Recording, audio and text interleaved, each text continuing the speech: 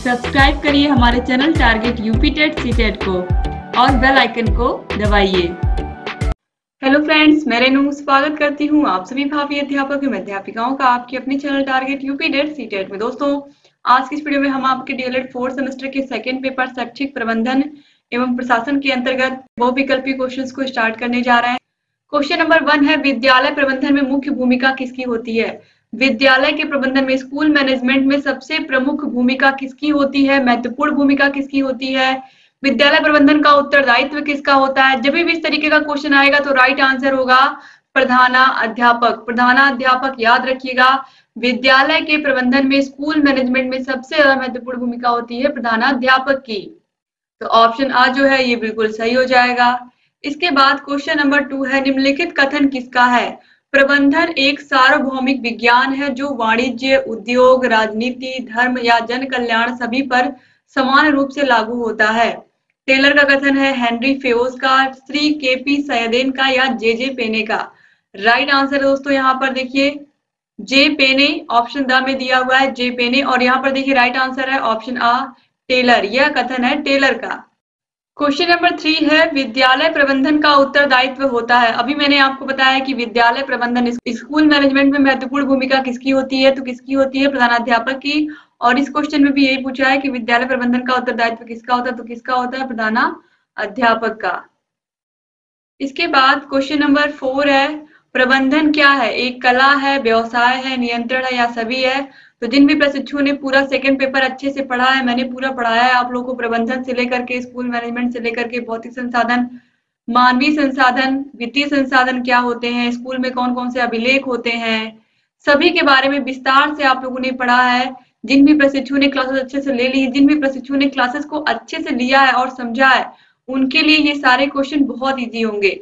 तो प्रबंधन एक कला है, तो ऑप्शन आ जो है ये बिल्कुल सही हो जाएगा। क्वेश्चन नंबर 5 है, प्रबंधन की मुख्य प्रक्रिया है नियोजन करना, व्यवस्था करना, प्रशासन करना या उपरोक्त सभी? दोस्तों, जो प्रबंधन की मुख्य प्रक्रिया होती है, प्रबंधन का मतलब होता है मैनेजमेंट करना, ठीक प्रकार से नियोजन करना, और नियोजन करना किसी चीज की व्यवस्था करना भी हम कह सकते हैं। और व्यवस्था में ही क्या आता है? प्रशासन आता है। प्रशासन में तो ये सारी चीजें होती है, स्कूल में अनुशासन कायम रहे, सभी कक्षाओं में जो भी बेल जिस टाइम पर चल रही है, जिस कक्षा में, उस टाइम पर वही पढ़ाई हो। और अगर किसी क्लास में कोई टीचर नहीं आए हैं तो व्यवस्था की जाए या नियोजन किया जाए कि अगर कोई टीचर पता है कि कल नहीं आने वाले हैं तो उनकी क्लास में हमें किसको भेजना है, किस टीचर को, इन सभी की व्यवस्था करना। तो प्रबंधन अगर देखा जाए, मैनेजमेंट जो होता है, इसमें नियोजन करना, व्यवस्था करना, प्रशासन करना, ये तीनों ही आ जाते हैं। तो इसीलिए ऑप्शन द जो है ये बिल्कुल राइट आंसर होगा। इसके बाद क्वेश्चन नंबर 6 है, खेल की आवश्यकता होती है मानसिक विकास हेतु, शारीरिक विकास हेतु, आ व दोनों या किसी के लिए भी नहीं? दोस्तों, चाहे खेल हो या व्यायाम हो, दोनों ही हमारे मानसिक विकास और शारीरिक विकास दोनों के लिए जरूरी होते हैं। तो हम खेल को भी तरीके से कह सकते हैं कि सर्वांगीण विकास के लिए खेल भी बहुत आवश्यक होता है बच्चों के। तो मानसिक विकास और शारीरिक विकास दोनों ही होते हैं, तो ऑप्शन सा जो है आ व दोनों, ये राइट आंसर हो जाएगा। क्योंकि हम खेल खेलते हैं तो हमारी सोचने समझने की क्षमता भी विकसित होती है हमारी, और शारीरिक विकास तो होता ही है, तो खेल बहुत जरूरी है। क्वेश्चन नंबर 7 है, विद्यालय की बौद्धिक प्रयोगशाला है विज्ञान प्रयोगशाला, शिक्षण कक्ष, पुस्तकालय या म्यूजियम? तो विद्यालय की बौद्धिक प्रयोगशाला होती है पुस्तकालय। ऑप्शन सा जो है ये बिल्कुल सही हो जाएगा। क्वेश्चन नंबर 8 है, कुर्सी एवं मेज की स्थिति छात्रों के लिए होनी चाहिए।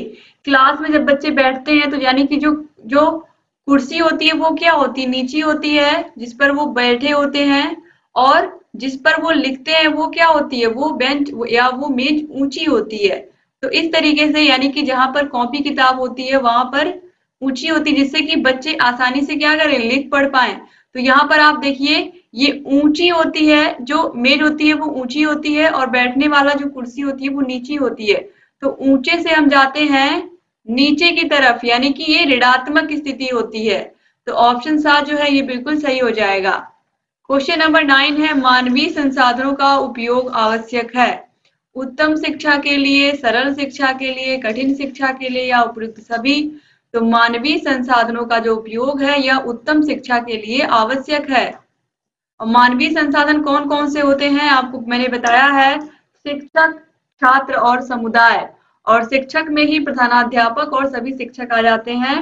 याद रखिएगा। तो मानवीय संसाधन कितने प्रकार के होते हैं, अगर एग्जाम में आएगा तो आपको याद रखना है 3 प्रकार के, शिक्षक, छात्र और समुदाय।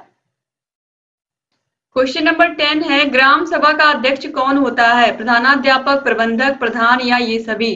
तो ग्राम सभा का अध्यक्ष कौन होगा? ग्राम प्रधान ही तो होंगे। ऑप्शन सा जो है बिल्कुल सही हो जाएगा। क्वेश्चन नंबर 11 है, कल के विश्व को कौन चलाता है? शिक्षक, प्रधानाचार्य, विद्यार्थी या विद्यालय प्रबंधक?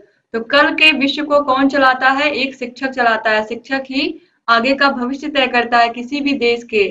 इसके बाद क्वेश्चन नंबर 12 है, विद्यालय में मानवीय संसाधन कौन कौन से हैं? अभी मैंने आपको बताया शिक्षक, छात्र और समुदाय। तो ये तीनों ही सही है, तो ऑप्शन द उपरोक्त सभी राइट आंसर हो जाएगा। क्वेश्चन नंबर 13 है, प्रधानाध्यापक में निम्नलिखित में से कौन कौन से गुणों का होना आवश्यक होता है?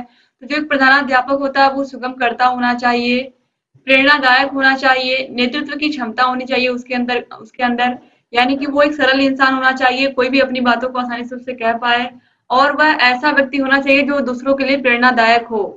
इसके अलावा उसके अंदर नेतृत्व की क्षमता हो, एक नेता का गुण हो और सबको लेकर के चलने की क्षमता हो, तभी एक प्रधानाध्यापक कहलाता है। तो ऑप्शन द जो है उपरोक्त सभी ये राइट आंसर हो जाएगा।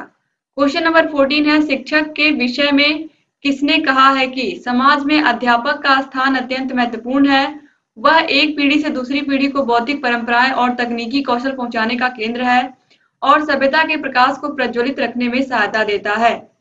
यह कथन किसका है? श्री रविंद्रनाथ टैगोर जी का, महात्मा गांधी का, डॉक्टर सर्वपल्ली राधाकृष्णन जी का या फिर श्री अरविंद का? राइट आंसर है डॉक्टर सर्वपल्ली राधाकृष्णन जी का ये कथन है। क्वेश्चन नंबर 15 है, वित्तीय प्रबंधन के साधन है। वित्तीय मतलब धन का जो प्रबंधन है उसके कौन कौन से साधन है? विद्यालय अनुदान से भी पैसे आते हैं, TLM ग्रांट आता है, सभी टीचर्स के लिए जितने भी स्कूल में टीचर होते हैं सभी को मिलता है, समुदाय से प्राप्त धन यानी कि आसपास के लोग जो सहयोग करना चाहते हैं, विद्यालय को धन देना चाहते हैं, विद्यालय की मदद करना चाहते हैं फर्नीचर में या पंखे किसी प्रकार से। इसके बाद यहाँ पर दिया है उपरोक्त सभी, तो राइट आंसर दोस्तों यहाँ पर है ऑप्शन द उपरोक्त सभी। तो ये सभी विद्यालय वित्तीय प्रबंधन के क्या है? साधन है। क्वेश्चन नंबर 16 है, विद्यालय अनुदान कहाँ से मिलता है? तो विद्यालय अनुदान हमें कहाँ से मिलता है? राज्य सरकार से, समुदाय से, ग्राम पंचायत से या जन प्रतिनिधियों से? तो स्कूल ग्रांट जो होती है ये हमें मिलती है राज्य सरकार से यानी कि स्टेट गवर्नमेंट से। क्वेश्चन नंबर 17 है, पुस्तकालय विद्यालय का क्या होता है? नाड़ी, हृदय, लीवर या मस्तिष्क? तो पुस्तकालय विद्यालय का हृदय होता है। ऑप्शन बा जो है ये बिल्कुल सही हो जाएगा। क्वेश्चन नंबर 18 है, जिस स्कूल में विद्यार्थियों को बदलती हुई दुनिया के लिए तैयार करना है उस स्कूल का पुस्तकालय एक सजीव कार्यशाला होना चाहिए। यह किसका कथन है? एल्ट मेयो का, डॉक्टर रायबर्न का, डॉक्टर रंगनाथन का या पार्कर का? तो यह कथन है डॉक्टर रंगनाथन का। ऑप्शन सा जो है ये बिल्कुल सही हो जाएगा। क्वेश्चन नंबर 19 है, पाठ्य सहगामी क्रियाओं को कहा जाता है? पाठ्येतर प्रवृत्तियां, कक्षीय प्रवृत्तियां, पाठ्य सहगामी प्रवृत्तियां या ये सभी? तो पाठ्य सहगामी क्रियाओं का मतलब क्या होता है? ऑलरेडी मैंने आपको पिछली वीडियोस में भी समझाया है। पाठ्य सहगामी यानी कि पढ़ाई के साथ साथ बच्चे और क्या क्या कर लेते हैं या बच्चों को हम और क्या क्या करा सकते हैं। बच्चों को खेल खिला सकते हैं, बच्चों को और भी प्रतियोगिताओं में पार्टिसिपेट करने के लिए प्रोत्साहित कर सकते हैं, चाहे नृत्य प्रतियोगिता हो, इसके अलावा वाद विवाद प्रतियोगिता हो, खेल में किसी प्रकार से भी अगर हम बच्चों को आगे निकाल रहे हैं पढ़ाई के साथ साथ, तो ये सभी पाठ्य सहगामी क्रियाएं होती हैं। तो इन सभी को हम पाठ्येतर प्रवृत्तियां भी कहते हैं, कक्षीय प्रवृत्तियां भी, पाठ्य सहगामी प्रवृत्तियां भी कहते हैं। तो ऑप्शन द जो है ये सभी ये बिल्कुल राइट आंसर हो जाएगा। क्वेश्चन नंबर 20 है, शिक्षा प्रशासन में निर्णयवादी सिद्धांत किस शिक्षा शास्त्री का है? व्रिंज का, ग्रिफिथ्स का, जेस्टमैन का या हेम्पिल का? तो राइट आंसर दोस्तों यहाँ पर है ऑप्शन ब ग्रिफिथ्स का। क्वेश्चन नंबर 21 है, संगठन कार्य करने की मशीन है जिसका निर्माण व्यक्तियों, वस्तुओं, धारणाओं, प्रतीकों, स्वरूपों, नियमों सबके संयोग से किया जाता है। यह कथन किसका है? जेवी सीयर्स का, कैम्बेल का, पार्क का या मार्क्स का? तो राइट आंसर दोस्तों है जेवी सीयर्स का। ऑप्शन आ जो है ये बिल्कुल सही हो जाएगा। क्वेश्चन नंबर 22 है, इतिहास का वास्तविक निर्माता अध्यापक होता है, यह किसका कथन है? डॉक्टर राधाकृष्णन का, एच जी वेल्स का, हुमायूं कबीर का या फिर गॉडफॉर्थ का? राइट आंसर है एच जी वेल्स का यह कथन है। क्वेश्चन नंबर 23 है, मीना मंच का प्रमुख उद्देश्य है प्रौढ़ शिक्षा का विकास, बालिकाओं की शिक्षा का विकास, महिलाओं की शिक्षा का विकास या उपयुक्त सभी? तो मीना मंच का जो प्रमुख उद्देश्य है वो है बालिकाओं की शिक्षा का विकास। दोस्तों याद रखिएगा कि जो मीना मंच है इसका मुख्य उद्देश्य बालिकाओं की शिक्षा, स्वास्थ्य, साफ सफाई से है, तो याद रखिएगा आप लोग। क्वेश्चन नंबर 24 है, शिक्षक की भूमिका होती है एक मित्र की, एक निर्देशक की, आ वा बा दोनों या इनमें से कोई नहीं? दोस्तों शिक्षक की भूमिका एक मित्र की भी होती है और एक निर्देशक की भी होती है, तो ऑप्शन सा जो है आ वा बा दोनों, ये बिल्कुल राइट आंसर होगा। क्वेश्चन नंबर 25 है, पाठ्य सहगामी क्रियाएं छात्रों के स्वास्थ्य के लिए सशक्त चिकित्सा है, खेल चिकित्सा, योग चिकित्सा, समूह चिकित्सा या उपरोक्त सभी? तो राइट आंसर यहाँ पर हो जाएगा ऑप्शन द उपरोक्त सभी। क्वेश्चन नंबर 26 है, बादल फटने का क्या अर्थ है? अचानक भारी वर्षा होना, ओले पड़ना, बर्फ का पिघलना या हल्की बौछारें आना? तो बादल फटने का अर्थ होता है अचानक से बहुत ज्यादा बारिश हो जाना कहीं पर। ऑप्शन आ बिल्कुल सही हो जाएगा।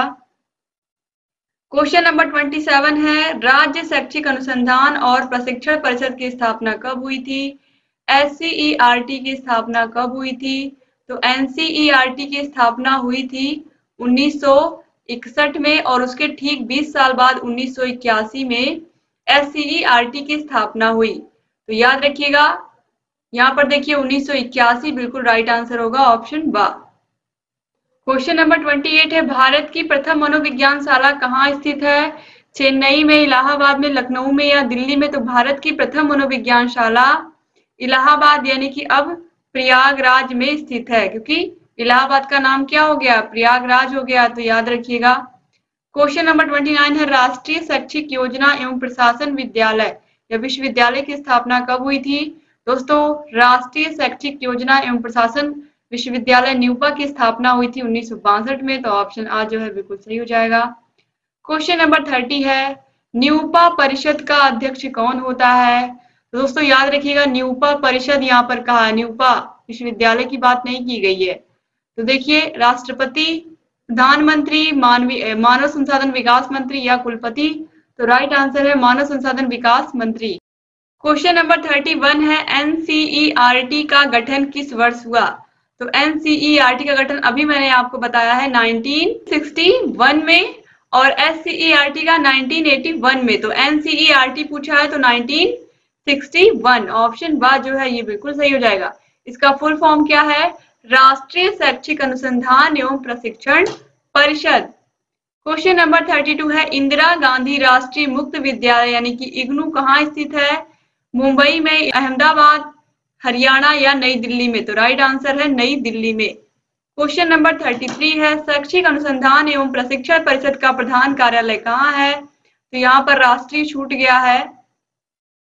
राष्ट्रीय शैक्षिक अनुसंधान एवं प्रशिक्षण परिषद यानी कि एनसीईआरटी का कार्यालय कहाँ है? आप सभी को पता है कहाँ है, नई दिल्ली में है, तो ऑप्शन आप बिल्कुल सही हो जाएगा। क्वेश्चन नंबर 34 है, मानवीय प्रबंधन के घटक हैं। स्कूल मैनेजमेंट में आपको पता है भौतिक प्रबंधन, इसके अलावा मानवीय प्रबंधन और वित्तीय प्रबंधन, ये तीन प्रमुख पार्ट होते हैं। और मानवीय प्रबंधन के अंतर्गत कौन कौन आता है? शिक्षक, बच्चे और समुदाय। बाकी विद्यालय, भवन, फर्नीचर और पुस्तकालय ये भौतिक संसाधन के अंतर्गत आते हैं। तो ऑप्शन द जो है शिक्षक, बच्चे और समुदाय, ये राइट आंसर हो जाएगा। क्वेश्चन नंबर 35 है, विद्यालय में भवन, फर्नीचर, पेयजल एवं शौचालय आदि की व्यवस्था की जा सकती है ग्राम शिक्षा समिति द्वारा, अभिभावक शिक्षक संघ द्वारा, समुदाय द्वारा या उपयुक्त तीनों के सहयोग द्वारा। तो विद्यालय में भवन, फर्नीचर, पेयजल एवं शौचालय की व्यवस्था इन सभी के सहयोग से हम कर सकते हैं, तो ऑप्शन द जो है ये बिल्कुल सही हो जाएगा। आप देखिए 2016 में ये सारे क्वेश्चन पूछे हुए हैं। क्वेश्चन नंबर 36 है, एनसीईआरटी का गठन या एनसीईआरटी कहाँ स्थित है? तो एनसीईआरटी आपको पता है नई दिल्ली में इसका कार्यालय स्थित है। राष्ट्रीय शैक्षिक अनुसंधान एवं प्रशिक्षण परिषद इसका पूरा नाम है। क्वेश्चन नंबर 37 है, ग्राम शिक्षा समिति के गठन के लिए आवश्यक है ग्राम शिक्षा समिति का जो अध्यक्ष होता है आपको पता है वो होता है ग्राम प्रधान, और जो सचिव होता है वो होता है प्रधानाध्यापक। और इसमें टोटल होते हैं 5 सदस्य, 5 जो 3 सदस्य होते हैं वो होते हैं अभिभावक, और 2 सदस्यों में प्रधानाध्यापक और ग्राम प्रधान। इन 3 अभिभावकों में एक महिला अभिभावक का होना बहुत आवश्यक है। तो यहाँ पर यही पूछा ही है, एक महिला का होना, यानी कि एक महिला का होना अत्यंत आवश्यक है। क्वेश्चन नंबर 38 है, लो कॉस्ट नो कॉस्ट वाली शिक्षण अधिगम सामग्री का निर्माण किया जा सकता है बाजार से वस्तुएं क्रय करके, शासन द्वारा प्राप्त सामग्री से, स्थानीय परिवेश में उपलब्ध वस्तुओं से, या प्रधानाचार्य द्वारा प्राप्त कराई गई सामग्री से। तो राइट आंसर दोस्तों यहाँ पर है स्थानीय परिवेश में उपलब्ध वस्तुओं से हम कम से कम पैसे में, कम से कम खर्च में अच्छे से अच्छी शिक्षण सामग्री बना सकते हैं। अच्छे से अच्छी शिक्षण अधिगम सामग्री जैसे कि पेड़ पौधों की पत्तियों से हमने कुछ बना दिया, मिट्टी को लेकर के कई प्रकार की आकृतियां बच्चों को बना करके दिखाई, यानी कि ऐसी शिक्षण अधिगम सामग्रियां जिनमें हमें बहुत कम पैसे खर्च करने होते हैं, जो हमारे आसपास के परिवेश में हमें आसानी से मिल जाती हैं। तो ये लो कॉस्ट और नो कॉस्ट वाली शिक्षण अधिगम सामग्रियां कहलाती हैं। देखिए, प्राथमिक कक्षाओं के बच्चों को पाठ्य पुस्तकें निःशुल्क उपलब्ध कराई जाती हैं। दोस्तों 6 से लेकर के 14 वर्ष तक के बालकों को निःशुल्क और अनिवार्य शिक्षा, आप लोगों को पता है, हर एक बच्चे का मूल अधिकार है। तो राज्य उनकी शिक्षा की व्यवस्था करेगा, ये उसी अनुच्छेद में कहा गया है 21A में। तो राज्य सरकार के द्वारा ही बच्चों को निःशुल्क पाठ्य पुस्तकें, निःशुल्क यूनिफॉर्म, जूता मोजा, बैग, ये सब चीजें बच्चों को मिलती हैं। तो ये राज्य सरकार देती है हर एक राज्य में। इसके बाद क्वेश्चन नंबर 40 है, कक्षा 1 में निर्धारित कुल पाठ्य पुस्तकें कितनी है? तो कक्षा 1 में 1 किताब है, कक्षा 2 में 2 किताब है। बार बार 1 और 2 को पूछा गया, तो 1 और 2 आप जरूर याद रखिएगा। और वैसे भी नंबर से कक्षा 1 में 1 किताब, कक्षा 2 में 2 किताब, बस। दोस्तों क्वेश्चन नंबर 41 है, प्रदेश में संस्कृत विषय का पठन पाठन किस कक्षा से प्रारंभ होता है? तो कक्षा 1 और 2 में संस्कृत नहीं पढ़ाई जाती है, कक्षा 3 से संस्कृत स्टार्ट होती है। तो याद रखिएगा कक्षा 3 से संस्कृत विषय पढ़ाया जाता है। क्वेश्चन नंबर 42 है, समय सारणी दर्शाती है। जो स्कूल में समय सारणी होती है वो बच्चों की अधिगम प्रक्रिया को दर्शाती है, बच्चों की सीखने की प्रक्रिया को, कब कौन सा विषय वो पढ़ते हैं, कौन से विषय को सीखते हैं। इसके अलावा शिक्षक की शिक्षण प्रक्रिया को, शिक्षक किस क्लास में जाकर के कौन सा विषय पढ़ाते हैं, कब वो गणित पढ़ाते हैं, कब वो हिंदी पढ़ाते हैं, कब वो इंग्लिश पढ़ाते हैं, तो ये शिक्षण प्रक्रिया को भी बताता है शिक्षक के। प्रधानाध्यापक के नेतृत्व को भी बताता है। प्रधानाध्यापक सुबह से शाम तक उनकी ड्यूटी यही होती है कि किस क्लास में बच्चे कौन से विषय को पढ़ रहे हैं, सही से पढ़ रहे हैं या नहीं पढ़ रहे हैं, शिक्षक पहुंच रहे हैं क्लास में कि नहीं पहुंच रहे हैं, सभी बच्चों की कॉपियां चेक हो रही है कि नहीं चेक हो रही हैं। तो जो प्रधानाध्यापक होता है ये प्रशासन देखने का कार्य करता है। तो इस तरीके से अगर देखा जाए तो इन सभी क्रियाकलापों को समय सारणी के माध्यम से ही दर्शाया जाता है। तो ऑप्शन द जो है ये बिल्कुल सही है। कहीं कहीं आपको बच्चों की अधिगम प्रक्रिया भी सही मिलेगा, यानी कि ये ऑप्शन भी सही मिलेगा, लेकिन मोस्टली अगर देखा जाए तो ये सभी चीजें समय सारणी से ही संबंधित है। तो इसीलिए यहाँ पर ऑप्शन द को ही हम सही लेंगे। क्वेश्चन नंबर 43 है, पाठ्य सहगामी क्रियाकलापों के संचालन का दायित्व सौंपना चाहिए। पाठ्य सहगामी जो क्रियाएं होती हैं, स्कूल में जो खेल होते हैं या फिर जो बच्चों की नृत्य प्रतियोगिताएं होती हैं, गायन प्रतियोगिताएं होती हैं, वाद विवाद प्रतियोगिताएं होती हैं, इन सभी का संचालन भी शिक्षक ही करते हैं स्कूलों के। तो इस तरीके से देखा जाए तो यहाँ पर ऑप्शन आ जो है शिक्षकों को, ये बिल्कुल राइट आंसर है। क्वेश्चन नंबर 44 है, प्रत्येक जनपद में कार्यरत जिला समन्वयक किसके अधीन होते हैं? तो प्रत्येक जिले में जो कार्यरत जिला समन्वयक होते हैं ये जिला विशिष्ट शिक्षा अधिकारी यानी कि बीएसए के अधीन होते हैं। याद रखिएगा 2016 में ये सारे क्वेश्चन पूछे हुए हैं। क्वेश्चन नंबर 45 है, राज्य शैक्षिक अनुसंधान और प्रशिक्षण परिषद का मुख्यालय कहाँ है? तो SCERT का मुख्यालय कहाँ है? आप सभी को अच्छे से पता है कि कहाँ है, क्योंकि आए दिन आपको पता है वहां पर धरना प्रदर्शन लगातार प्रशिक्षुओं के माध्यम से किया जाता है, क्योंकि बिना धरना प्रदर्शन के DLED में कोई बात सुनी ही नहीं जाती है, आप लोगों को पता ही है। तो आपको पता है कि SCERT कार्यालय कहाँ है? लखनऊ में। और PNP कार्यालय कहाँ है? इलाहाबाद यानी कि प्रयागराज में। क्वेश्चन नंबर 46 है, जिला स्तर की सर्वोच्च अकादमिक संस्था है। जिला स्तर की सर्वोच्च अकादमिक संस्था आप सभी को पता है, ऑलरेडी पिछली वीडियोस में भी मैंने बताया है, जब मैंने राजन सीरीज पूरी पढ़ाई थी आपके सेकंड पेपर की वो भी, तो उसमें भी मैंने बताया था कि जिला स्तर पर सर्वोच्च अकादमिक संस्था जो होती है वो डाइट होती है। और जब मैंने नोट्स आप लोगों को बनवाए हैं, जो मैंने क्लासेस ली है, उसमें भी मैंने बार बार बताया है, अगर कोई प्रशिक्षु, जितनी क्लासेस मैंने पढ़ाई है 19-20 क्लासेस आपके फर्स्ट पेपर की भी है, उतनी ही सेकंड पेपर की भी है। 50-50 नंबर के पेपर है, जो केवल और केवल सारी वीडियोज को अच्छे से देख करके चला जाएगा एग्जाम में, वो भी बहुत अच्छा स्कोर करेगा। तो आप लोग प्लीज क्लासेस को पढ़िए, देखिए और आसानी से अपनी तैयारी को बेहतर बनाइए। क्वेश्चन नंबर 47 है, कक्षा कक्ष में एवं कक्षा कक्ष के बाहर किसी सार्थक क्रियाकलाप के संपन्न कराने के लिए आवश्यक है। स्कूल में बच्चों को क्लास में भी अगर टीचर पढ़ाते हैं तो आपको मैंने बताया है कि लेसन प्लान के साथ वो क्लास में जाते हैं, और अगर वो क्लास के बाहर बच्चों को लेकर जाते हैं कहीं पिकनिक पर, कहीं भ्रमण पर, तो भी वह योजना बना करके ही जाते हैं कि किस किस जगह पर हमें कितना टाइम रुकना है और बच्चों को यहाँ पर क्या क्या चीजें समझानी है। तो यहाँ पर आप देखिए योजना बनानी पड़ती है। तो ऑप्शन बा जो है ये बिल्कुल सही हो जाएगा। जैसे क्लास में पढ़ाने से पहले पाठ योजना लेसन प्लान बनाना पड़ता है, ऐसे ही बाहर कहीं घुमाने के लिए बच्चों को वहां पर भी आपको योजनाबद्ध तरीके से अपना काम करना होता है। क्वेश्चन नंबर 48 है, विद्यालय प्रबंधन के अंतर्गत किस संगठन का समन्वय नहीं होता है? वित्तीय संसाधन, भौतिक संसाधन, मानवीय संसाधन या उपरोक्त सभी? तो दोस्तों राइट आंसर यहाँ पर है ऑप्शन आ, वित्तीय संसाधन। दोस्तों अगर आप लोगों को फोर्थ सेमेस्टर में भी सभी विषयों में अच्छे अंक लाने हैं तो आप लोग सभी वीडियोस को देख के जाइए, पढ़ के जाइए। मैंने आप लोगों को सेकंड सेमेस्टर में भी बार बार कहा था, और जिन भी प्रशिक्षुओं ने अच्छे से पढ़ाई की थी उन्हें पता है कि उनका रिजल्ट कितना शानदार आया था, और सेम वही मेहनत आपको फिर फोर्थ सेमेस्टर में करनी है अगर आपको बेहतर से बेहतर नंबर लेकर के आने हैं, क्योंकि ये नंबर आपके फाइनल मेरिट में जुड़ते हैं। आपको पता है कि 40% एकेडमिक जुड़ता है जब आपका सिलेक्शन होना होता है। तो जितना अधिक से अधिक नंबर आप अपने डीएलएड में ला सकते हैं उतना अधिक से अधिक नंबर लेकर के आइए, क्योंकि एक एक नंबर आपके लिए बहुत बहुत महत्वपूर्ण होगा, आपको जॉब दिलाने में मदद करेगा। तो जितना हो सके आप अपनी पूरी मेहनत लगाइए अपने फोर्थ सेमेस्टर के पेपर में, आपका सेमेस्टर एग्जाम अच्छे से हो जाए, फिर उसके बाद आपको UP TET, super TET, C TET यही सारे एग्जाम पर फोकस करना होगा। एक बार ध्यान से आप लोग फोर्थ सेमेस्टर की पढ़ाई अच्छे से कर लीजिए, क्योंकि एक बार जो मेहनत आपने कर दी, जो नंबर आपने गेन कर लिया है, वही नंबर फिर आपका रहेगा। इसीलिए बहुत जरूरी है कि आप लोग एक बार फोकस करके अपने सेमेस्टर पर ध्यान दे दीजिए, फिर उसके बाद आप लोगों को बहुत सारी चीजें आगे पढ़नी ही है।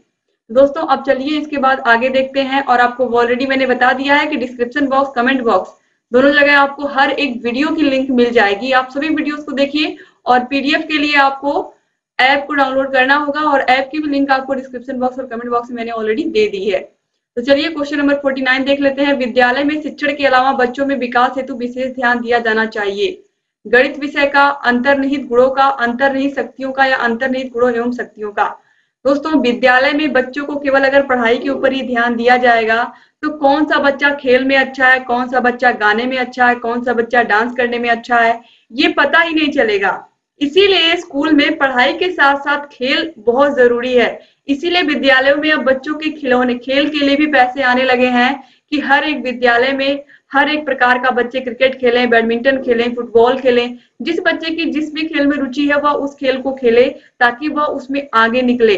इसी प्रकार गायन, डांस, इन सभी चीजों की क्लासेस चलना स्कूलों में बहुत जरूरी है, क्योंकि बच्चा उसके अंदर जो प्रतिभा होती है वो स्कूल के समय से ही झलकती है। तो अगर स्कूल में पता चल जाए कि उसके अंदर ये प्रतिभा है तो उसे निखारने में आसानी होगी। तो बच्चों के अंदर जो अंतर्निहित गुण होते हैं और जो शक्तियां होती हैं, इनका विकास होना भी बहुत जरूरी है, क्योंकि हर बच्चा पढ़ाई में नहीं अच्छा होता है। कोई बच्चा खेल में अच्छा होता है, कोई बच्चा डांस में अच्छा होता है, कोई बच्चा गायन में अच्छा होता है। तो इसलिए बहुत जरूरी है कि बच्चों के अंतर्निहित गुणों पर और उनकी शक्तियों पर भी विशेष ध्यान दिया जाए पढ़ाई के साथ साथ। तो ऑप्शन द जो है ये बिल्कुल राइट आंसर हो जाएगा, यानी कि बच्चों के अंतर्निहित गुणों और शक्तियों पर भी विशेष रूप से ध्यान देना चाहिए शिक्षकों को। तभी एक तरीके से देखें, तभी बच्चों का सर्वांगीण विकास माना जाएगा विद्यालय में। क्वेश्चन नंबर 60 है, सभी अभिलेख होने चाहिए सही, वैध, विश्वसनीय या सही, वैध एवं विश्वसनीय? तो राइट आंसर दोस्तों यहाँ पर है ऑप्शन द, सभी जितने भी अभिलेख विद्यालय में है, कोई आया है, गया है, विद्यालय में बच्चे कितने हैं, एमडीएम का रजिस्टर, सारी चीजें बिल्कुल सभी जानकारी बिल्कुल सही होनी चाहिए, रजिस्टर में वैध होनी चाहिए और जिस पर कोई भी आसानी से विश्वास कर पाए। तो इस तरीके से ये सारी चीजें होनी चाहिए सभी अभिलेख विद्यालय में। दोस्तों यहाँ तक आपको समझ में आ गया। अब चलिए क्वेश्चन नंबर 61 से देखते हैं। क्वेश्चन नंबर 61 है, जिला समन्वयकों के पद सृजित किए गए हैं। ग्राम अध्यक्ष ग्राम शिक्षा समिति के अधीनस्थ, जिला बेसिक शिक्षा अधिकारी के अधीनस्थ, जिला अधिकारी के अधीनस्थ या जिला विद्यालय निरीक्षक के अधीनस्थ? दोस्तों ऑलरेडी मैंने आपको बताया है कि जिला समन्वयकों के जो पद हैं वो सृजित किए गए हैं जिला बेसिक शिक्षा अधिकारी यानी कि बीएसए के अंतर्गत, यानी कि बीएसए के माध्यम से इनके पद सृजित किए जाते हैं और उसको फिल किया जाता है। तो याद रखिएगा ऑप्शन बा बिल्कुल सही है। क्वेश्चन नंबर 62 है, शिक्षा प्रबंधन का प्रमुख कार्य है पर्यवेक्षण करना, प्रशासन करना, व्यवस्था करना या नियोजन करना। तो शिक्षा प्रबंधन का जो प्रमुख कार्य होता है दोस्तों वो होता है नियोजन करना। याद रखिएगा ऑप्शन द जो है ये बिल्कुल सही हो जाएगा। यहाँ पर शिक्षा प्रबंधन की बात की गई है, विद्यालय प्रबंधन की बात नहीं की है। याद रखिएगा विद्यालय प्रबंधन की जब बात होगी तो पर्यवेक्षण करना, प्रशासन करना, व्यवस्था करना ये सभी आएंगे, लेकिन शिक्षा प्रबंधन की बात जब होगी तो केवल नियोजन करना आएगा। क्वेश्चन नंबर 63 है, औपचारिक रूप से संगठित समूहों में व्यक्तियों से मिलकर कार्य कराने की कला ही प्रबंधन है। यह कथन किसका है? लॉरेंस का, पीटर एफ ड्रकर का, हेरोल्ड कीजन का या एफ.डब्ल्यू. टेलर का? राइट आंसर है हेरोल्ड कीजन का। ये क्वेश्चन ऑलरेडी आप लोगों ने नैशनल सीरीज में भी पढ़ा है, क्योंकि 2018 के पूछे हुए क्वेश्चन है, इसलिए बार बार आपको दिख रहा है। इसके बाद आगे बढ़ेंगे। क्वेश्चन नंबर 64 है, विद्यालय प्रबंधन में महत्वपूर्ण भूमिका होती है प्रधानाध्यापक की, शिक्षक की, बच्चों की या उपयुक्त सभी की। ऑलरेडी आपको पता है, इतनी बार ये क्वेश्चन आप लोग पढ़ चुके हो। विद्यालय प्रबंधन में महत्वपूर्ण भूमिका किसकी होती है, मुख्य भूमिका किसकी होती है? तो राइट आंसर है प्रधानाध्यापक की। ऑलरेडी बहुत बार ये क्वेश्चन एग्जाम में पूछा भी जा चुका है, 2018 में भी पूछा है। क्वेश्चन नंबर 65 है, प्राथमिक शाला के लिए यानी कि प्राथमिक विद्यालय के लिए ग्रामीण क्षेत्र में भवन हेतु स्थान का चयन करते समय ध्यान रखना चाहिए कि शाला गांव के बीचों बीच हो, सड़क के किनारे हो, तालाब के पास हो या गांव के समीप खुले मैदान में हो। दोस्तों ये बिल्कुल और बिल्कुल गांव के समीप खुले मैदान में होना चाहिए, जहां पर बच्चे आसानी से स्कूल में पहुंच भी जाए, और खुला मैदान होगा तो वहां पर बच्चों को खेलने के लिए भी जगह होगी। और गांव के बीचों बीच होने से बहुत ज्यादा डिस्टर्बेंस होती है, स्कूल बिल्कुल कभी भी गांव के बीचों बीच में नहीं होना चाहिए। सड़क के किनारे तो बिल्कुल नहीं होना चाहिए, क्योंकि छोटे बच्चे हैं, वो हमेशा उनको पता नहीं है किस तरीके से कहाँ किधर चलना है। छोटे बच्चे रहते हैं तो जरूरी है कि सड़क के किनारे विद्यालय ना हो, और तालाब के पास तो बिल्कुल भी नहीं होना चाहिए, क्योंकि छोटे बच्चे होते हैं उनको तैरना भी नहीं आता अगर वो गिर गए गलती से। तो इसलिए इन सभी बातों का ध्यान रखते हुए प्राथमिक विद्यालय की नींव रखनी चाहिए, जो भी प्राथमिक विद्यालय को बनवाते हैं। इसके बाद देखिए क्वेश्चन नंबर 66 है, मानवीय प्रबंधन के घटक है। आपको पता है कि विद्यालय में 3 प्रकार के संसाधन होते हैं, भौतिक संसाधन, मानवीय संसाधन और वित्तीय संसाधन। तो यहाँ पर मानवीय प्रबंधन के अंतर्गत या मानवीय संसाधन के अंतर्गत कौन कौन आता है? शिक्षक, बच्चे और समुदाय। बाकी विद्यालय भवन, पुस्तकालय, फर्नीचर, टाट पट्टी, चौक, कुर्सी मेज, ये सब भौतिक संसाधन है। क्वेश्चन नंबर 67 है, समय सारणी का सर्वाधिक महत्वपूर्ण गुण है कठोरता, समयावधि, लचीलापन या विषयों का चयन। तो समय सारणी का सर्वाधिक महत्वपूर्ण गुण होता है लचीलापन। तो ऑप्शन सा जो है ये बिल्कुल सही हो जाएगा।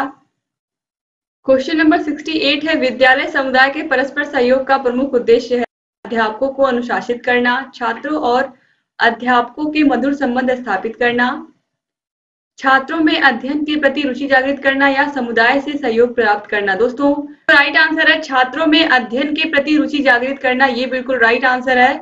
ऑप्शन सा जो है, कोई भी काम विद्यालय में बच्चों के माता पिता आते हैं या जो शिक्षक है वो माता पिता से मिलने जाते हैं, किसी प्रकार की का जो भी वार्तालाप होता है वो बच्चों की शिक्षा यानी कि बच्चों की पढ़ाई से रिलेटेड चीजें होती हैं। तो इसीलिए बच्चों को अध्ययन में किस प्रकार से रुचि जागृत की जाए, किस तरीके से उनका पढ़ने में मन लगे, इसी सारी चीजों के बारे में डिस्कशन होता है। तो ऑप्शन सा जो है ये बिल्कुल सही हो जाएगा। क्वेश्चन नंबर 69 है, बुक बैंक से संबंधित पंजिका नहीं है भंडार पंजिका, संचयी अभिलेख, दान पंजिका या कार्यवाही पंजिका।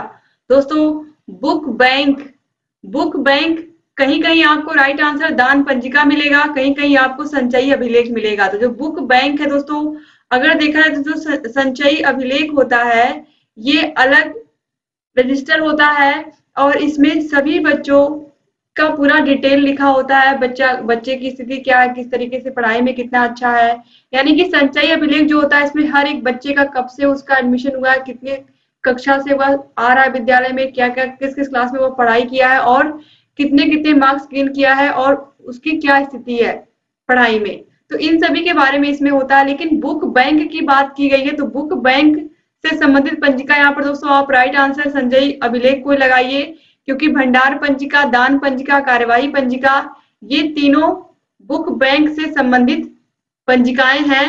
तो इसीलिए ऑप्शन बा जो है ये बिल्कुल सही हो जाएगा और इसी को आप एग्जाम में अगर पूछेगा तो इसी को राइट लगाइएगा।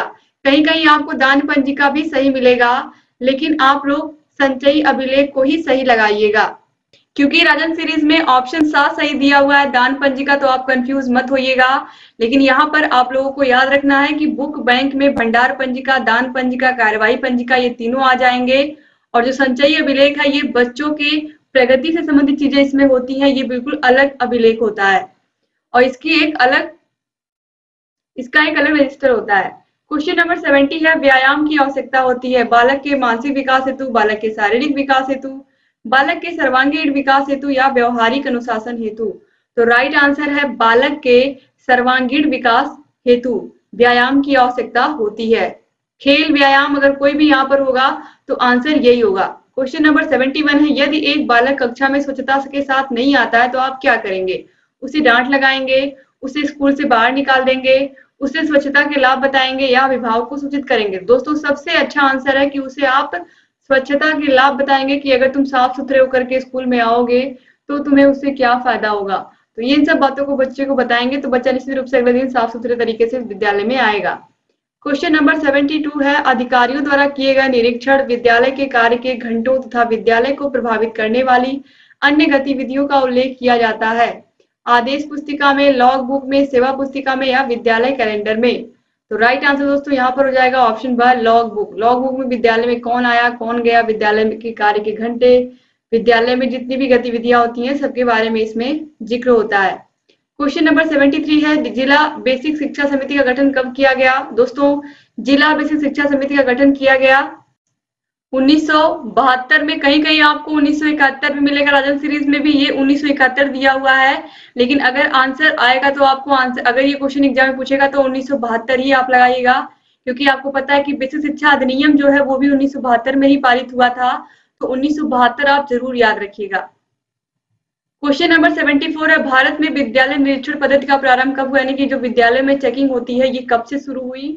गुप्त शासन काल से, मुगल शासन काल से, अंग्रेजों के शासन काल से या इनमें से कोई? राइट आंसर है अंग्रेजों के शासन काल से विद्यालय निरीक्षण पद्धति स्टार्ट हुई थी।